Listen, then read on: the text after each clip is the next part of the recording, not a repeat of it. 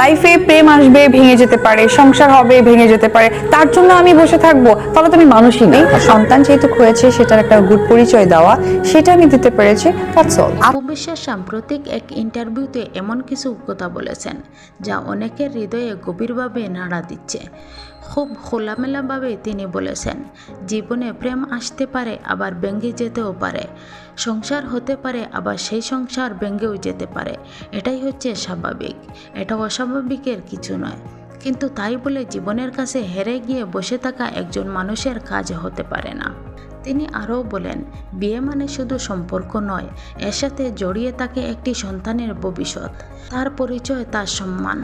আর একজন মা হিসাবে তিনি সেই দায়িত্বটা পালন করতে পেরেছেন বলেই নিজেকে সফল মনে করেন।